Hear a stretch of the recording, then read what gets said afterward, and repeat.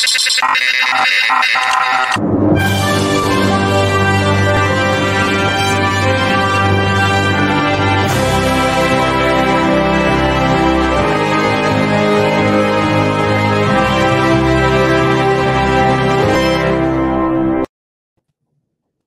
and welcome to another episode of Movies That Make Us. I'm Jake.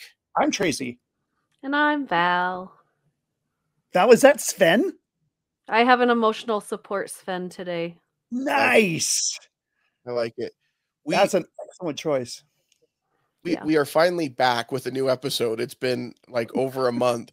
We decided we're going to take this time off, and then Tracy was traveling and I was traveling, and then Tracy was traveling again, and we're like, let's just take January off and come back in February, which ended up being a good plan because a couple of us got knocked out with the Omicron that is going around, and so it ended up being a good thing that we took that time off.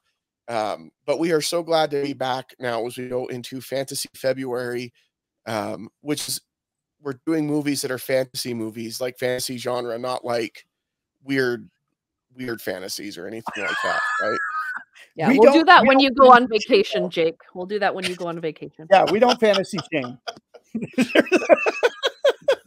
I'd like to do that kind of month, but we have to earmuffs, Jake. Earmuffs. I apologize when I said weird fantasies. I don't mean to shame anybody, whatever your fantasy is. Oh man, it's been good too because Val has been visiting online, but she's been attending the Sundance Film Festival. Yeah. How many have you seen so far? As of about 10 minutes ago, I have watched 14 films. So mixed genres of drama, documentary. You'll be happy to hear, Tracy, that I did pick one horror thriller flick called Master, which is very intriguing and went a whole different way than I thought it was going to go. So for what I like to do at Sundance for my reviews and what I choose to do is I cover mainly women and minority either filmmakers or story-based films. And I have to say I was very happily surprised this year at Sundance, and they have been doing this for a while now, for the last 5 or 6 years, is there was too many for me to choose from. Good. Which I'm so happy that either a woman director, a woman writer, women-based, female-based stories, or LGBTQ plus stories, minority-based stories, just so many voices to be shared that I have so many more films to watch that were submitted in Sundance that I didn't get a chance to watch during Sundance. So, and I'm going to be passing a lot of those reviews onto our website so that you can go and read them. And hopefully I'm going to continue the coverage because there's just so many through the next few months. And I've been reaching out to get interviews with filmmakers, and those interviews will be live on our Facebook and YouTube. So that you can interact with those as well. It's really interesting to get to talk to filmmakers about the filmmaking process. Like, we talk about what we see and what we feel, but to actually then talk to them about what they wanted you to see and feel is really cool, and a lot of new voices, which is really neat. So if you ever have a chance to do any kind of film festival, do it. Like, just because you're going to get challenged. And I think that goes along with the movie that we have chosen to watch today, is that this is an animated movie that challenges the audience to see something more than what you're conditioned to see, which I really like. Yeah, one of my favorite classes that I took up at the U in film school was the Sundance Film Festival class. And basically, if you wanted to get credit at the lower level, like the 200 level, then you saw like 10 films. But if you wanted like the upper credit, then you had to see like 25 films, and then you had to do papers and stuff. And so it was just, it was like seeing 4 or 5 movies a day for 2 weeks. It was great. Yeah. Yeah. The most I've seen in one day is 6. And I would have seen a few more, but I have to say one of the highlights of the festival was actually a 4-hour docuseries that's going to be on Showtime, which is We Need to Talk About Cosby. I've heard and I would really like all of us to see that and to talk about it, because I really think it hits hard to the movies that make us, because that man's career is all about making other people's careers and how you separate all the good, the Jekyll and Hyde, Yeah. So I've been sitting on that review for a couple of days, because I literally have 4 pages of notes from watching it, just 4 pages of notes, and I'm trying to get it all into 1 page of concise thought.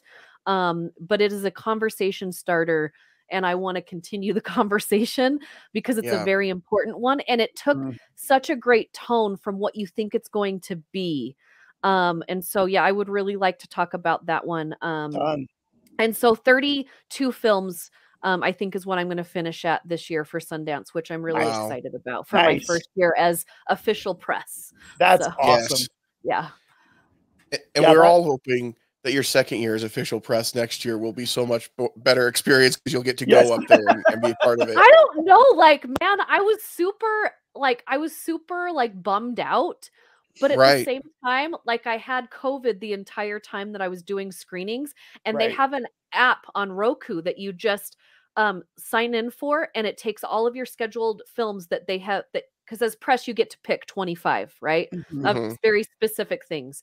And they're all there for me. And so I'm just sitting in my bed in my jammies with my drinks and my thermometer and my cough drops and my thing. And I'm just like, I don't have to go park. I don't have to like walk through slushy stuff. I don't have to stand in line. I don't have to worry about people next to me. And I just go click, click, click through all the, and I've been able to watch some of the films that I didn't have to watch until a couple days later. So that's why I've been able to hit more films in one day, because I'm not having to travel all over the place. So yes, I want the experience of in person and talking to other people and the Q&As and all of that. But I have to say, like, just being able to ingest all of those films so easily has been really great. That's awesome. That's fantastic. Yeah, and that's one thing that's happened over and over again, is different ways that people have found to deliver that kind of content and media, and for us to consume that, which is great. I don't want them to take my movie theaters away, but I'm good with having other options as well for those that need that and want that. And I'm glad that it's been a good experience for you, Val. And that's exciting. And we're excited that you get to do that, because that adds a little bit of legitimacy, because Tracy and I don't add any legitimacy. So having you do this makes it all more legitimate, what we do here on the show. So I'm glad I can finally bring something legitimate to this show. Jake and I are just eye candy. Oh, yes. Yes, Tracy, that is how I've often been described. I didn't want to publicly objectify you, but I agree. Oh, objectify away. So we are in full swing fantasy February at this point now, obviously, calling Tracy and I eye candy. That's it's all objective, man. It's all subjective and objective. Yes. So we're talking fantasy movies, and this was an interesting thing. I put out there the question to our little group here: what movies do we want to talk about?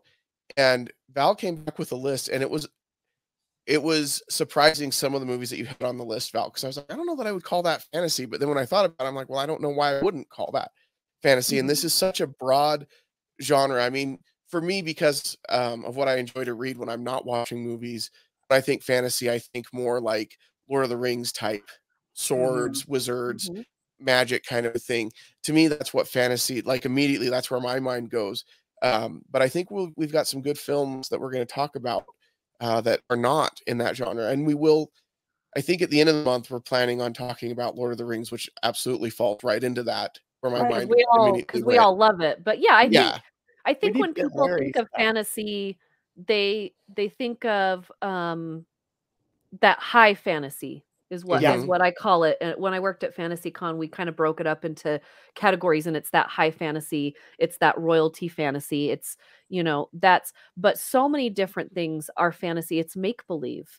It's a world that is not the world that you're normally in. Which when I threw out a couple of movies that I really liked, and Walter Mitty is one of those that I don't think anyone would think is fantasy, but I mean, it is. He's daydreaming, right? We all we all get into that. And I think, Tracy, you just said, what did you throw out? The movie you just threw out? I don't remember. Oh, okay. I thought But you. while you So were talking, I was thinking Pan's Labyrinth would fit in there. yeah, Pan's Labyrinth. And the only reason I didn't throw that one in the list is because it is rated R. And I know that Jake is very specific on his rated R movies, but Pan's Labyrinth is a very fantastical movie and award-winning fantastical movie by a great, but I think people automatically go into like Pan's Labyrinth, into Lord of the Rings, into, into those kind of things. And so I'm really excited that we're challenging the genre a little bit this month. Yes. Yeah. I think it's great. And we're starting with a great animated film. There's a lot of animated films to choose from. We could have gone Disney, and there's plenty of fantasy movies in the Disney animated realm. But we went with a Studio Ghibli film with Spirited Away, which I think is one of the better Studio Ghibli films, one of my favorites. Absolutely. Yep. And it's absolutely fantasy. It's absolutely magical. And at one point I was watching it, my wife was kind of in and out while I was watching it, and she's like, every time I come in, there is some other weird thing going on in this movie. Like, this is one of the weirdest movies I've ever seen. And it is, but at the core, it's a great story, and it's different. But like, if you're saying, hey, we're going to go into this fantastic world and we're going to create this fantastic world of spirits and this bathhouse for spirits, let's just go all out. We are going all out on this. And I think it's great. Well, one of the things that I love about Miyazaki's work is that he puts things into the background, and they're not just there to be background. They're like actually doing stuff. So when you see the bathhouse, you have the characters walking across bridges into the bathhouse, and you have characters appearing in the windows, and you have things happening, but it's not just he doesn't simplify stuff. Like, he challenges himself to put more into the film. Mm-hmm.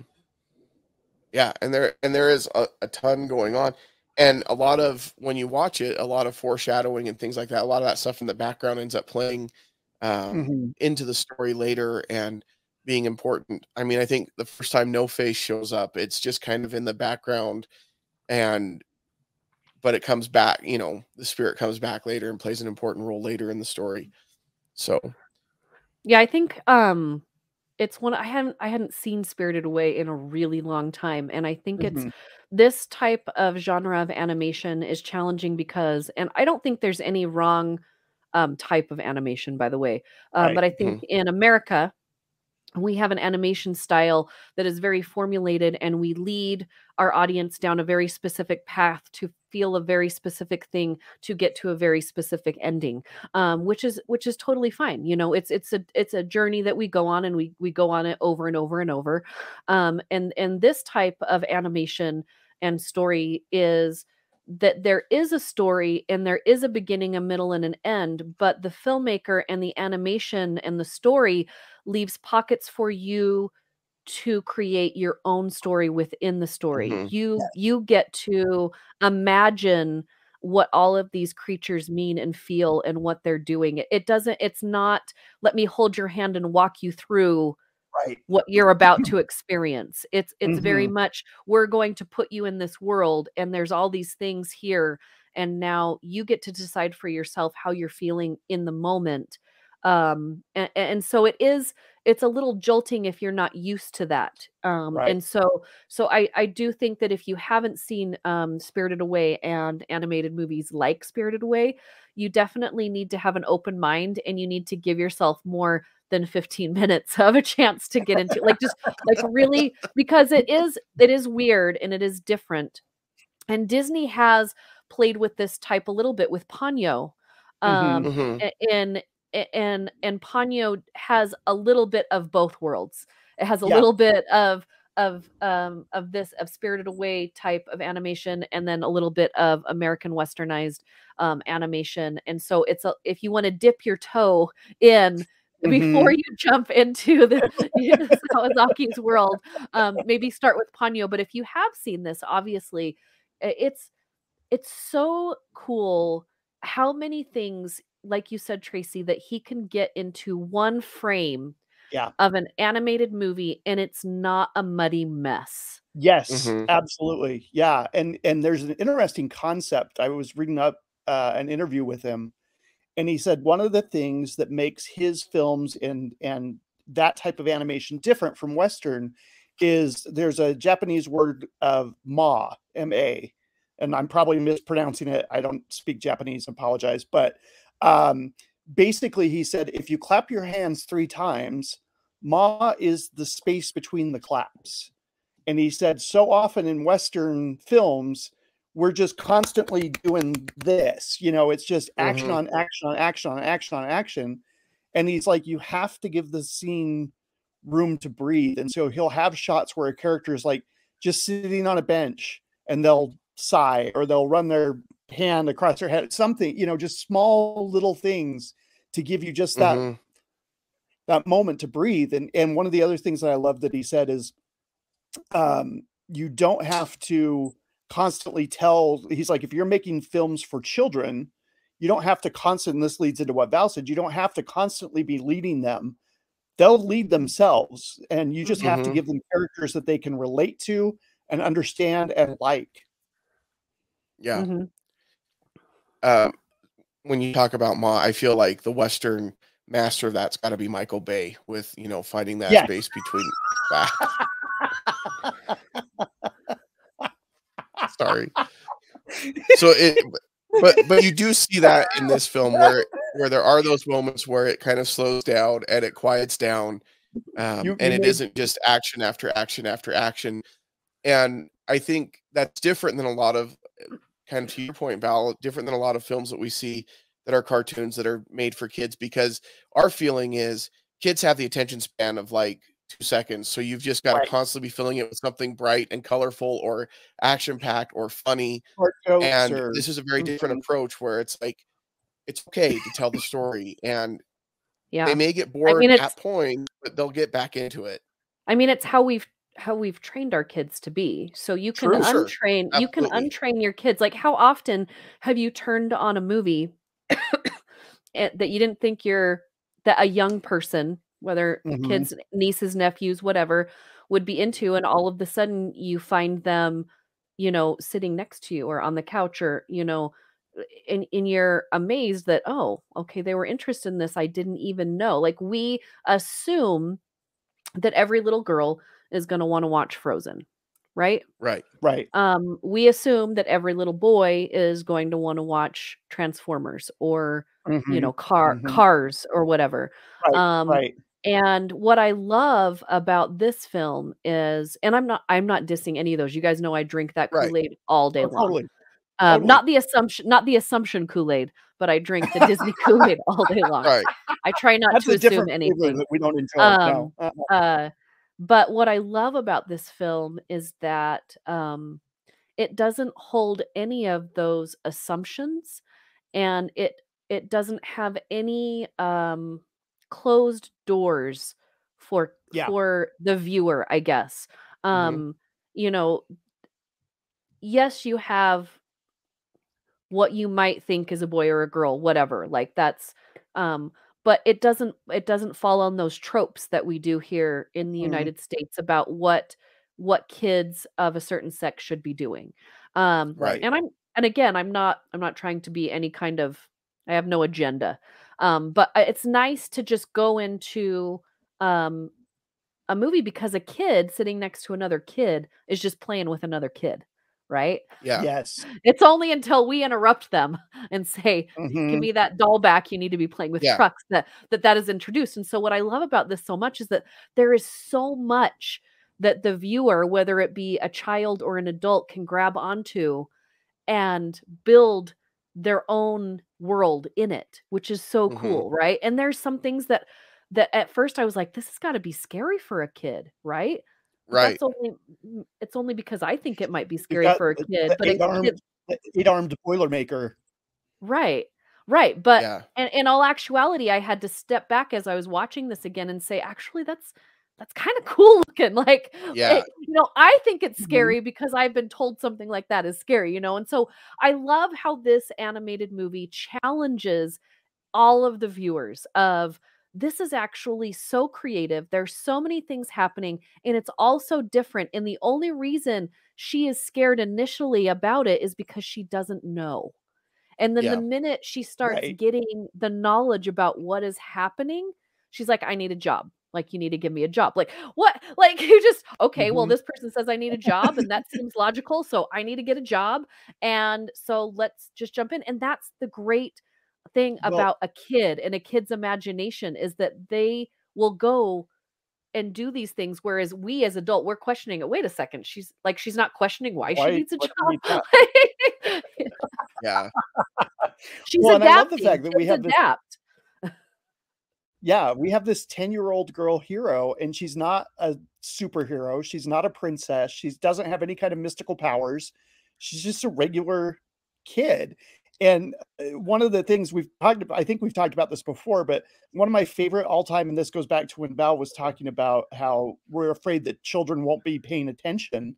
Um, Before Wall-E came out, all these reviews came out about how like the first 20 minutes there's no dialogue, and people like Disney stock actually dropped before that movie came out because they thought this flop. Mm-hmm.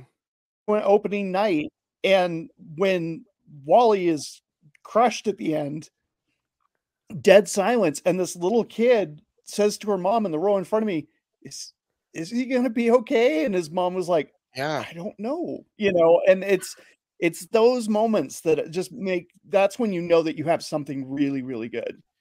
Yeah.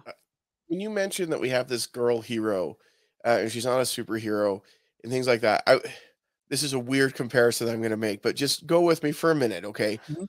Um, I on documentaries that I've seen about He-Man and Masters of the Universe, one of the things that the creators of the show have said is we felt like kids.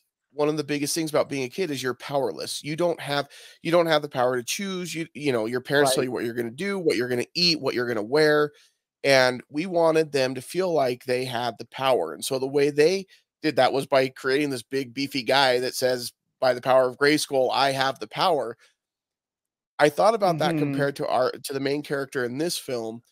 It's conveying the same message, but in a very different way, because when you look at it, her Yeah. instincts and her thoughts are spot on, and she learns to trust and believe her own instincts. Like when her parents are like, well, let's just go in and explore for a minute. She's like, no, we definitely Yeah. should not do that. This is a bad idea. And then when they find the food and they sit down and start eating it, and they're like, oh, this is delicious, you need to try something. She's like, nope, that is a horrible idea. I'm not going to do that. And then and it continues when she trusts, is it Haku, the dragon guy, and everybody else is Yeah. like, no, he's like the apprentice for uh Yubaba, The and bathhouse. you can't trust Uh-huh. him. And she's like, nope, I know he's good. I'm gonna trust him. And then like when the stink spirit comes in and she realizes, oh, he's got something stuck in there, and she takes that out, and they find all these things where what's teaching kids is like trust like you guys know what you're talking about. And when you see that a kid can do that, and she doesn't have a flashy sword and all this magic power, she just is like, Right. nope, this is what we should do. And every time she's spot on. Like she's absolutely right. And Well, every time she trusts herself. to tie into that, Jake, I think one of the things that sets her apart is her decency. And that's, to me, plays a Hmm. big part in this movie about how she is just a decent kid and she's trying to do the right thing for the right reasons. Yeah, Yeah, I and I agree. mean, I felt that a lot, Jake. Like I felt that a lot, that kids, and it's right off the bat, like parents, we do not listen to our kids. Hmm. We do not empower them to have a voice. And then when they start getting to be teenagers, we're like, why can't you just tell me what you need and what you want? Well, because we haven't empowered you to do that. Like as a parent, I'm at a different place in my life where my kid is 20 now, and I wish my mom was here so that I could apologize for so many things that I did for her. Like I think about this that I didn't do for her, or that I did to her, like unknowingly. I think about this on a daily basis. And then when I watched this film the other day, and I hadn't watched it since I was pretty young when it first came out. And I say that now because I'm almost 43. So it was what came out, what, 10 years ago? Hmm. And so I was a little I more, think I it was guess, more than not that. young. Was it? Yeah, I I think don't know. it was. Time is a weird place right now. Like I know. And I'm like, yeah, 10 years sounds great, but 15. I'm still thinking 1990 was 20 years ago, and right, that's not right. right. No, that's not So, that's not right. So it came out, I feel like, when I was, I'm not going to say the word young, when I was a little more emotionally naive in my thinking, because you can be emotionally naive at any age. And 2001. oh, it came out the year my daughter was born. Okay. So, yeah, just There you go. I was in, the last time I saw this movie was before I was becoming a parent. Okay. So I Yeah. had none of the same thoughts that I have right now. And then I watched this again, and going through some of the changes in my life and my daughter's life right now, just saw it through just totally different eyes of, now I'm not watching it as a kid anymore. I'm watching it as a parent watching a kid, right? And so Mhm. I took all of these different things out of this movie, like, I was that pig. Like, you know what I mean? Yeah. Like, I was that pig not listening to my kid, in so many instances. And I just think that you can take so much from this fantasy world that's based on so many real feelings and real instances, but is so vivid in its symbolism. Right. I wish we had more movies just in general like this movie. Mhm. Mhm. Yeah, I had like a parenting epiphany while you guys were talking, and and obviously our listeners know that when you want really good parenting advice, Movies That Make It is your go-to podcast. But like when you talked about like Because when we've made teenagers, all the mistakes. yeah, when you talk about how teenagers I are always haven't. hesitant to, that's fair enough, Tracy. When you talk about how teenagers are hesitant to share with their parents, like, and it's because we've spent all this time basically dismissing their thoughts and their opinions. And you see that with her parents, and I'm like, I'm an awful parent and I need to do better. And I think every parent feels like they're an awful parent. I'm probably not as bad as I think I am, but I know I can improve and do better. And it's true. Like if you can build that relationship with That's your kids, like, okay, I'm going to listen. You've got something valid to say, and I'm going to validate what you're saying. Then, man, when they're 14 or 15, they're going to be like, yeah, mom and dad always at least listen to what I have to say, and we'll take that input in, instead of being like, you guys didn't care when I was 5. Why do you care now when I'm 15? Like, it's yeah. it was an interesting thought. So there you go. Parenting advice from Jake. The more you know. You have I a just little think it's star. adulting. You know, Tracy, you don't have children, but you are very active in your nieces and nephews' lives. I see it. You're very active just as a mentor in regular people's lives, whether you like it or not. We look at you for direction, Mhm. because you're a good human. um, but Sorry. It's true. sorry, you're Sorry, a good not human. sorry. Sorry, not sorry. Yeah. Um, but I think, getting out of even the parenting messaging in this, and just kind of listening to children in general, I think it also has a good message. As humans, we kind of think that we are the all good of the world, right? We are in Right. charge. We are Right. what everything needs to be. And the fact that she's trying to hide being a human, because outside of being a human, there's a whole nother world out there that we don't see, right? Yeah. It's Mhm. there. It's there, and we don't see it. And so I think that messaging is really great, because I do think outside of the United States, there's a whole community, of people, especially in the Eastern world, because it's so populated, right? So massively Right. populated on top of each other. And I think this movie gives you that feeling as well, because there are so many different things on the screen at one Huh. time, but all of those things are working together, right? They Mhm. all know each other. And even though they're on top of Mhm. each other and it's crowded and it's chaos and it's weird, they all know each other. They're all working together. It's this Respect each other. unit. And then the minute that they see a human, everything is disrupted, Mhm. right? And so I didn't take that away also the first time I saw it, because, we grow up, especially in the United States, and we're like this. Everything Mhm. is about Uh-huh. right Mhm. here. Mhm. And so seeing it in this different eye now, of being a little more mature in my thoughts, um, there's just so much to hear and to say with this movie. Yeah. Yeah. Yeah. This movie, though, I would have to say, is a Star Wars fanboy's nightmare, and I'll tell you what I mean by that. Everything is a Star Wars fanboy's nightmare. My cup is a Star Wars fanboy's nightmare. For sure. But what I mean by that is I think there are certain, and it's not just Star Wars. It can be Marvel. It can be Star Trek. It can be any fandom out there where they need to know the reason and understand the meaning of everything and the backstory of everything. Like everything. Like we need to know what everything is. We joke about like eventually there's going to be a Disney Plus series about like some random stormtrooper. Yeah, because we need to know the backstory of all of these characters. And this movie is the anti that, because and when we talked about this a little bit, like we don't know what it, like the train that takes her from one place to another. We don't know who operates the train, why it's running, why it goes from one place to another, why it only goes one direction, because we just don't, they don't explain it, and they're not going to. We don't understand the curse that her parents were turned into pigs.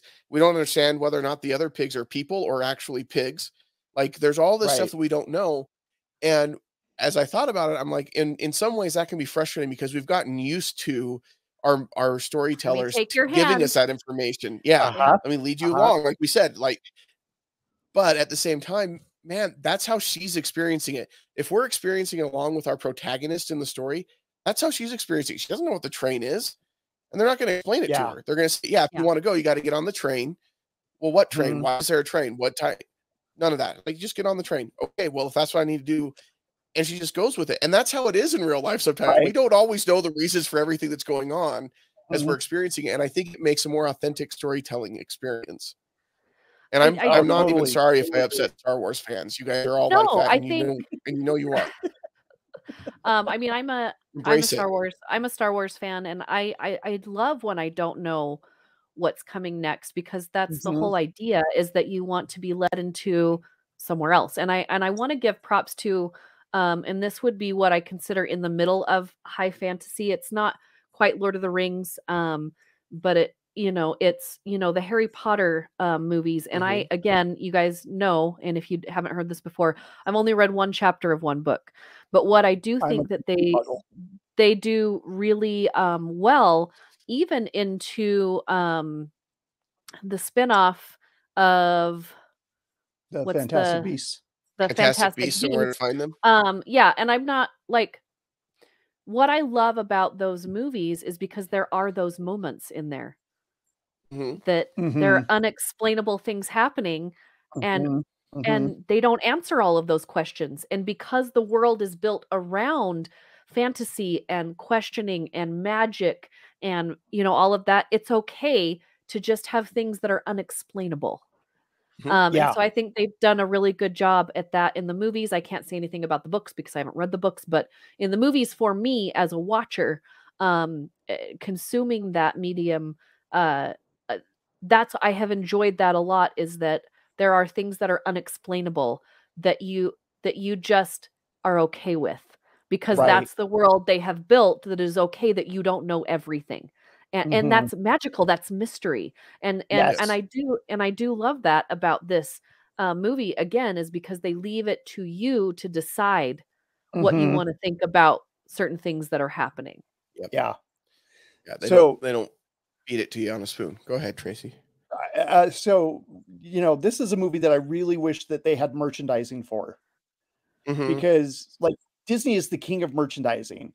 And back when I was going through college, I worked in the video store, and I remember when Lion King came out, and they were like, we carried plush Simbas, and we would sell them out, and we had Aladdin, and we had little genie banks, and those would sell out.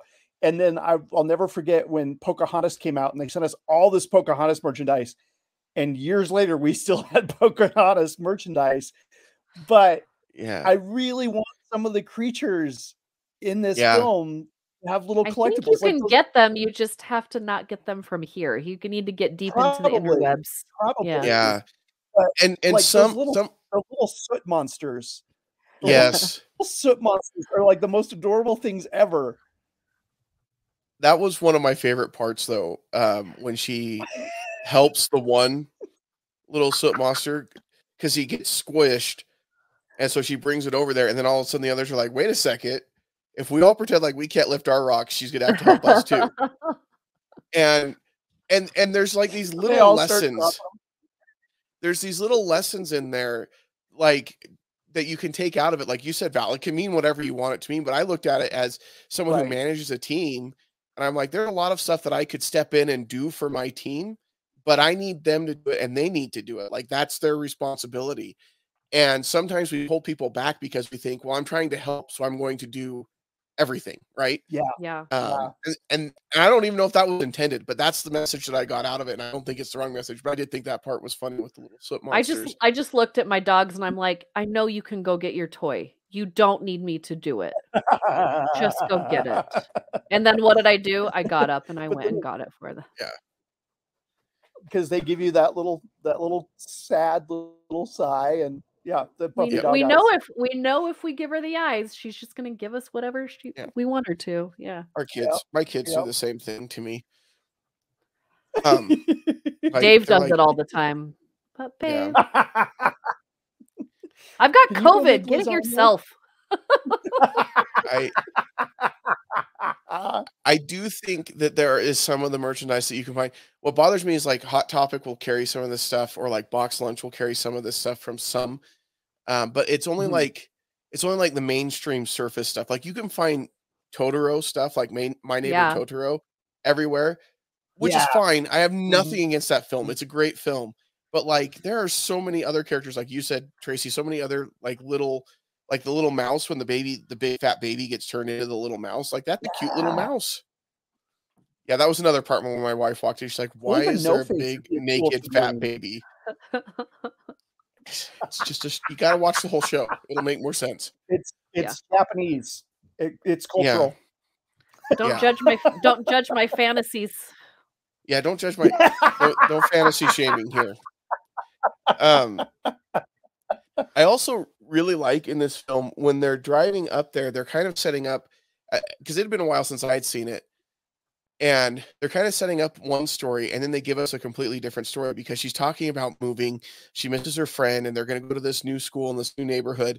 And so I thought, because it had been a while since I had seen it, that a lot of the magic was going to happen when she went to school and she was having a hard time fitting in. They didn't give us any of that story. That story didn't happen at all. It was a completely different thing.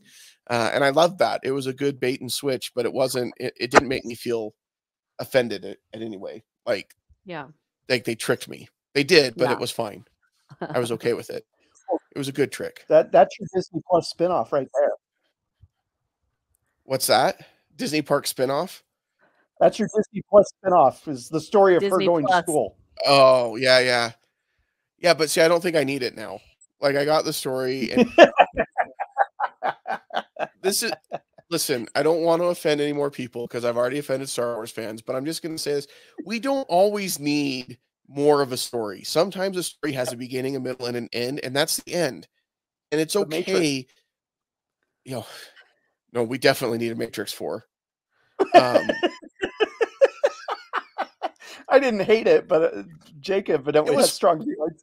It was fine. It was just like, okay. It was unnecessary. But I did like that it poked fun at itself for being unnecessary too, which I appreciated that. But but it should have kept doing, like, it didn't know what it wanted to be. Like, are we going to poke fun at ourselves, or are we going to be serious about this? Well, we don't know. What do you want us to do? I kind of felt like, I'll be whatever you want me to be. I just want to be your friend. That's what I felt like that movie was. Yeah. Like, it was a desperate person trying to be my friend. And there were moments where I was like, okay, maybe this friendship could happen. And then I was like, ooh, no. I think that we are going to see more movies like that. Because in a lot of ways, I enjoyed Ghostbusters Afterlife. But in a lot of ways, it was the same thing where it's like, we're going to give you what you want. Because we tried to give you something different, new, and interesting. And you all hated it. And we got nothing but backlash about it. Which isn't true. I didn't hate the 2016 Ghostbusters. I actually thought it was pretty funny and clever. But I think we're going to see more of it because of things like that have come out in the past. And so now they're like, okay, well, what is successful if we just give the fans what they want? Well, and I don't want. Well, I do think that the new Ghostbusters movie, yes, it did the same thing that Force Awakens did. It did the same thing that, that many movies have done as coming back, but it had a clear direction. Yeah, it had a good story, and it said goodbye to the past and it led us into the future. Yeah. That's different. That is okay because you are now creating a separate world, and but you are saying goodbye. It's a resolution, and I don't mind resolution nostalgia. But have a good direction, have a good script, and don't second guess what you're doing. Right. Yeah. Anyway, well, and I agree. And I like Ghostbusters Afterlife. I don't want to make it sound like I didn't. I'm sorry. I really no. I got what you. No, I got what Okay. you were saying. I got what you were saying. I just wanted to say the difference between that and the Matrix. Yeah, you articulated and it much better than maybe we need to do a whole month on movies that we almost liked. We almost liked, like that, like a month of movies that we were like almost, maybe it was almost loved. They were okay, but this is why they didn't make it to the love boat. I don't know. Like this was fine. We've never talked about that because those movies are movies that make us have opinions about, like strong opinions about things. But we've never done that before. We've never done kind of a, we didn't quite like it, and this is why. Well, it's not a diss. It's not a diss month, but maybe it is. No, but I think it's different. Like, I wanted to like it. I was giving it every opportunity to like it. It just fell short, and this is why. And not just because this is beyond just saying I hated The Last Jedi because it wasn't the Luke that I wanted it to be. I love The Last Jedi, so but you've already pissed off the Star Wars fans enough. Yeah, I'm going for it today. Listen. All right. I like that idea. I think we can find some movies that we almost liked. Val, I'm not talking to you when I say Star Wars fans. No, I'm getting us all an emotional support plushie. Support. We got this one is for Tracy, and this one's for Jake. I love it. I need Kylo Ren. I love Kylo Ren. I really do. I did not know what to think about Kylo Ren after The Force Awakens, but he's one of my favorite characters in the sequels. He's so good. And Adam Driver, we don't deserve him in the Star Wars fandom because he's just amazing. So, that's true. All right. I'm going to stop talking about Star Wars because I'm not making any friends. You're fine. You're fine. This is a safe space. So what rating or grade would you guys give Spirited Away? I'm giving it a B+. I'm going to go an A- on this one. I think the animation is just sublime. Like there's something to me about the hand-drawn animation, and he uses some computer animation to make it better. But as I'm a huge Pixar fan, I don't mind computer animation, but there's something so lovely about really good hand-drawn animation. And just some of the stuff we talked about earlier, the details, like you could take a still from this movie and it would almost be something you could hang up on your wall as a piece of art, So yeah, I go A- on this one. How about you, Jake? Yeah, I'm in the A- range as well. I think it's really well done. It is beautiful. I think the story is amazing. I think it's got a great message. And it's different. It's not so different that if you're not familiar with anime and you're not familiar with the culture that you're going to feel completely out of place. Like it's enough familiar that you're going to be okay as you watch it. And I think that it's a good balance there. So I enjoy this one quite a bit. It's up there as one of my favorites from Studio Ghibli. Awesome. Well, that's pretty good. It's a good way to start off the year for us, even though we're starting off the year in February. We talked about it. It's fine. February 1st is the new title. Found our new title. We may have liked it. Oh. We may have liked it. I like it. That's what we're doing in May. May. I'm assuming that's, unless you wanted to do it in June, then it doesn't make much sense, but I still like the title. We may have liked it. I like it. I like that. All right. Well, we will be back next week with more fantasy movies. Make sure you stick around. At the end of the month, we are going to do a big Lord of the Rings special. We may even try to get a special guest or two on there. Have we called Stephen Colbert to see if he's available? That would be great. Let's see if we can get him on the show. Okay, we'll put that on my list. Listen, well, Steve. we have kind of our own. We have kind of our own Stephen Colbert and Larry Curtis. That's true. Yeah, in terms of the depth of knowledge of Lord of the Rings. That's true. We'll have to see if he's available for real it. Quick, Jake, because you're probably, out of the three of us, you're probably the biggest Lord of the Rings fan. What did you think of the teaser trailer that they released for the new series? I mean, really, all we got out of it was the title. I think it looked really great. I know that they did a lot of practical effects for the teaser, but it doesn't give us a whole lot about what the story, like a whole lot of flavor for the story. I will say I enjoyed the Wheel of Time series that Amazon Prime did. Because I enjoyed a lot of aspects of it. I think quality-wise, look-wise, budget-wise, it was on par with what I wanted, and so I'm hoping that the Rings of Power series will be similar. And so I'm hopeful. I think the story's great, and we'll get a little bit more backstory on those rings. So, and this is different than fans needing to know the backstory because Tolkien already has a lot of the backstory written down. So there's plenty to draw from, plenty of material. So that is a valid point. So, but I'm excited. What did you guys think of it when you saw it? I liked it. I'm with you. It didn't show really anything. It plays enough on the nostalgia of the original. I mean, having a female narrator talking about the rings, and so I felt like there was nostalgia to be like, this is the story that you love, but it's different. I'm interested to check it out. So I will say, and this is where I don't want to sound like I'm nitpicking a show that I know nothing about what it's going to be yet, because they haven't shared a lot. And like you said, didn't show a whole lot about the story. So I don't want to feel like I'm nitpicking on it, but I didn't like the Galadriel, at least in that part, as much as I do in the movies. But that's only because I'm used to that. You know what I mean? So I don't want to nitpick it at this point. So, but yes, I'm excited. It looks like they're sticking with the lore. I think it'll be really good. So, all right. In the meantime, if you have feedback for us or you have movies that you'd like to see us cover, you can send us that feedback to podcast@moviesthatmakeus.com. You can also just send us a message on Facebook or Instagram or Twitter. That's probably a better way to even reach us, to be honest, than an email. And make sure that you follow us in all places and subscribe to our YouTube channel. And until next time, we won't see you at the movies. Bye.